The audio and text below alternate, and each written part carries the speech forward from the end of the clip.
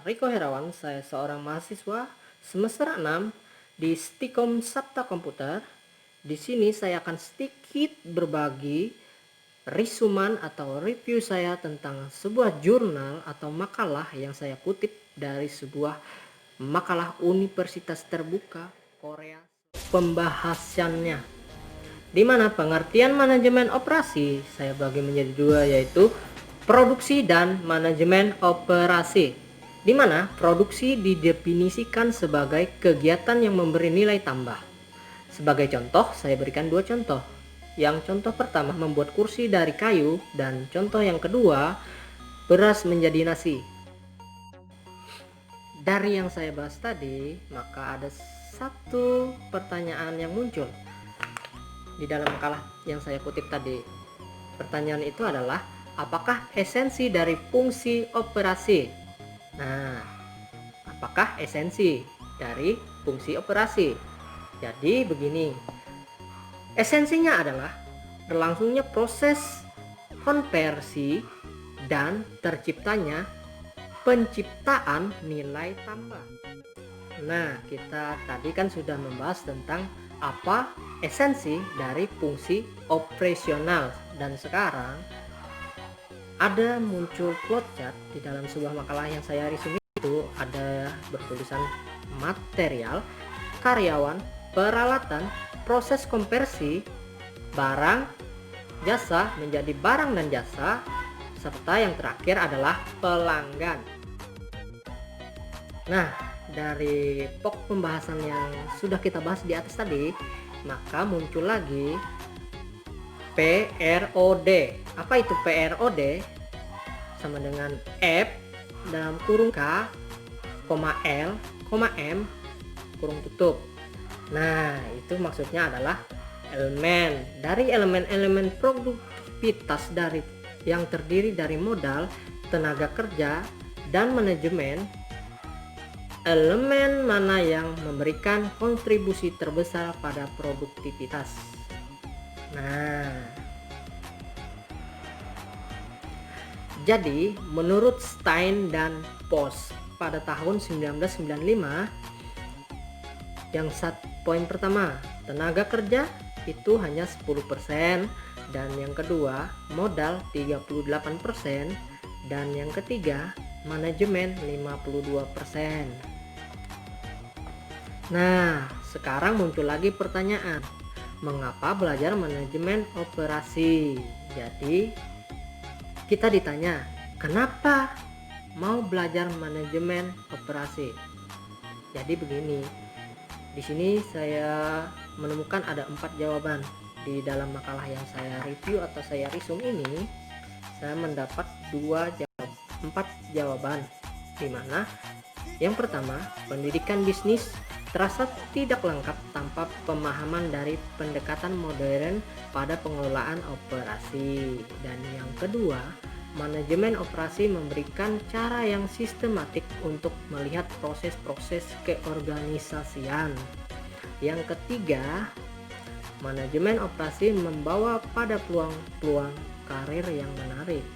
Dan yang keempat, konsep-konsep dan alat-alat dari manajemen operasi digunakan secara luas dalam mengelola fungsi-fungsi dari, maksud saya, fungsi-fungsi lain dari sebuah bisnis. Oke, tadi sudah ada 4 kan? Nah, dari itu tadi ada serangkaian aktivitas yang menghasilkan nilai dalam bentuk barang dan jasa dengan mengubah input menjadi output. Dari sistem itu tadi, maka muncul sistem ekonomi menambah nilai dengan mengubah input menjadi output. Di sini saya akan menggambarkan sebuah bagan di mana tenaga kerja, modal, manajemen. Sebagai contoh, sistem ekonomi Amerika Serikat mengubah input menjadi output dengan kenaikan produktivitas sekitar 2,5% per tahun. Kenaikan produktivitas merupakan hasil kombinasi dengan modal 38% dari 10,5%. Dan tenaga kerja 10% dari 2,5%. Juga manajemen 52% dari 2,5%. Menjadi barang dan jasa. Nah, sekarang ada 4 alasan memahami manajemen operasi. Yang pertama, mempelajari bagaimana orang mengorganisasikan diri mereka bagi perusahaan yang produktif. Yang kedua, bagaimana barang dan jasa diproduksi. Dan yang ketiga, memahami apa yang dikerjakan oleh manajemen operasi. Dan yang keempat, yang terakhir, merupakan bagian yang paling banyak menghabiskan biaya dalam sebuah organisasi. Selanjutnya kita membahas tentang perbedaan antara produk dan jasa. Oke, di sini saya buat 2 tabel, di mana tabel yang pertama berisi tentang ciri-ciri barang produk nyata, dan yang tabel kedua ciri-ciri jasa produk tidak nyata. Nah, untuk yang produk nyata saya bagi menjadi 8, dan yang produk tidak nyata juga 8. Langsung saja ke poin yang pertama untuk produk nyata. Barang dapat dijual kembali, barang dapat dijadikan persediaan, berapa aspek kualitas dapat diukur, penjualan berbeda dari produksi, barang dapat dipindahkan, lokasi fasilitas sangat mempengaruhi biaya, mudah diproduksi secara otomatis, menghasilkan, maksud saya penghasilan adalah dari barang nyata. Dan untuk ciri-ciri jasa atau produk tidak nyata, yang pertama, penjualan kembali tidak bisa dilakukan, banyak jasa tidak dapat disimpan, banyak aspek kualitas sulit diukur, penjualan biaya merupakan bagian dari jasa, penyediaan jasa buku jasa dapat berpindah, lokasi fasilitas penting untuk hubungan pelanggan, jasa sulit diproduksi secara otomatis, penghasilan dari jasa yang tidak nyata. Oke, nah sekarang kan sudah kita bahas satu persatu dari ciri-ciri barang produksi nyata dan ciri-ciri jasa produksi tidak nyata. Maka muncul di sini lagi ada yang namanya bisnis manufaktur dan bisnis non manufaktur.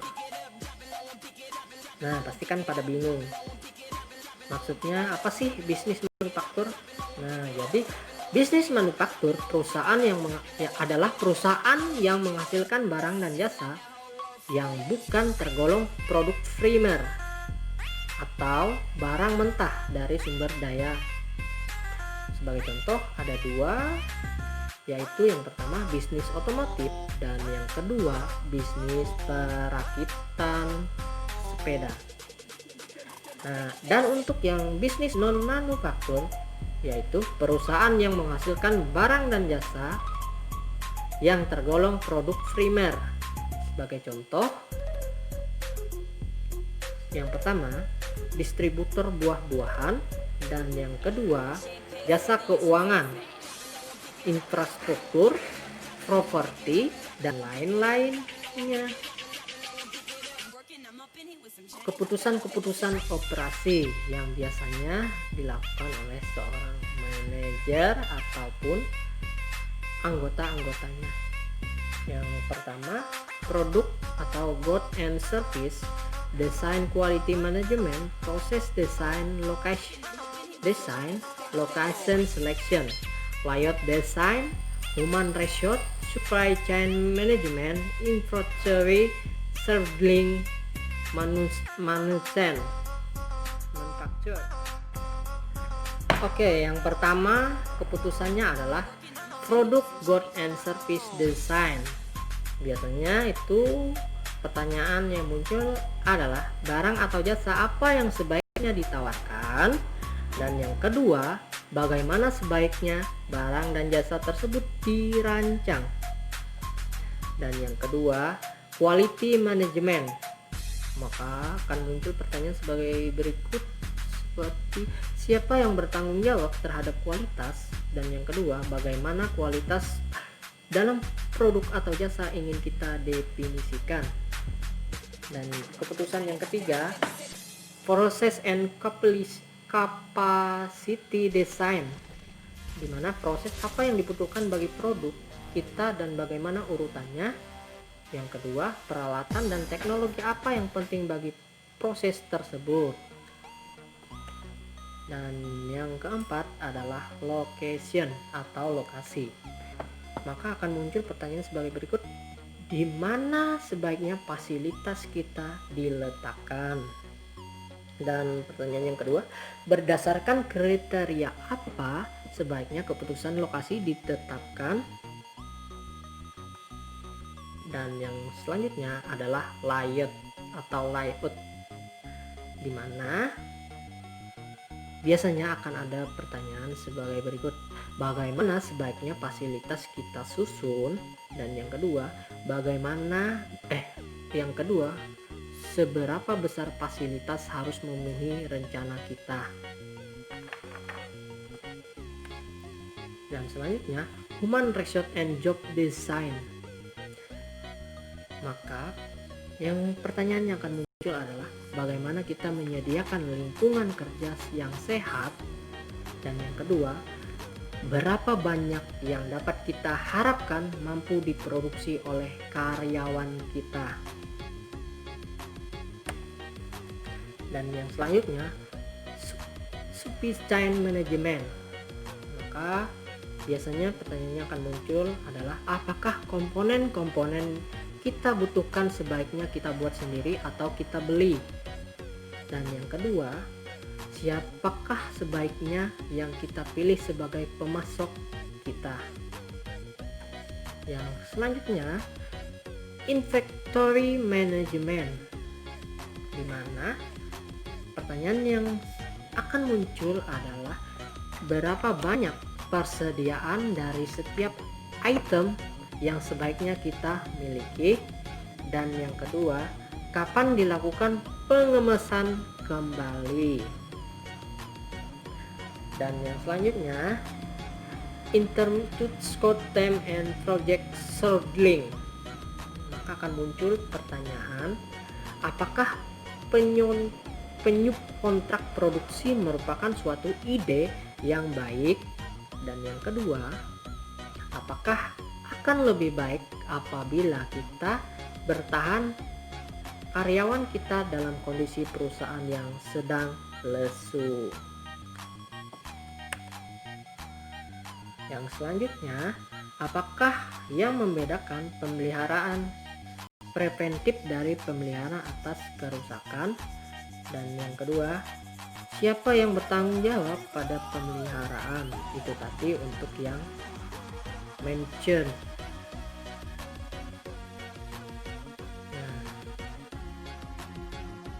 Untuk yang pokok pembahasan selanjutnya adalah produksi dan produktivitas, di mana di sini ada produktivitas tunggal atau productivity unit produktif input user, dan produktivitas multifaktur productivity unit produksi material plus labor plus kapital. Nah, yang perlu diketahui dalam strategi operasi adalah tantangan-tantangan yang dihadapi oleh para manajemen, yang wajib diketahui oleh para manajemen. Yang pertama, globalisasi, yaitu pengembangan kapabilitas bersaing secara sukses pada tingkat global. Dan yang kedua, teknologi, di mana aplikasi teknologi secara efektif yang memberikan nilai tambah secara nyata. Yang ketiga, perubahan, di mana semua pihak harus mau berjalan untuk berubah secara tepat dan lebih nyaman. Dan yang terakhir, keempat, revolusi kualitas, di mana tuntutan akan kualitas yang terjadi di mana-mana telah menandai terjadinya revolusi kualitas pada segala sektor. Dan selanjutnya adalah manajemen operasi dan strategi operasi di era globalisasi, di mana ada 6 poin yang ada. Yang pertama, mengurangi biaya upah, pajak, tarif, dan lain-lain. Yang kedua, memperbaiki rantai pasokan. Yang ketiga, menghasilkan barang dan pelayanan lebih baik. Dan yang keempat, memahami pasar. Yang kelima, belajar untuk memperbaiki organ operasi. Dan yang keenam atau yang terakhir adalah mendapatkan dan mempertahankan bakat global. Dan kita sampai pada pokok pembahasan yang terakhir, yaitu adalah strategi operasi yang dapat dipilih oleh seorang manajer operasi adalah, ya, di situ saya dapat di makalah ada 6. Yang pertama adalah inovasi teknologi, yang kedua eksploitasi teknologi, yang ketiga layanan teknologi, yang keempat konsumerisasi massa, yang kelima modularisasi, dan yang terakhir keenam adalah ekonomi. Oke, sudah saya bahas tentang review atau resumen saya yang ada pada jurnal Universitas Terbuka Korea Selatan yang membahas tentang manajemen operasional. Semoga apa yang saya bahas bisa dimengerti dan bisa dipahami. Di sini saya juga masih belajar, jadi mohon bimbingannya. Dan seterusnya saya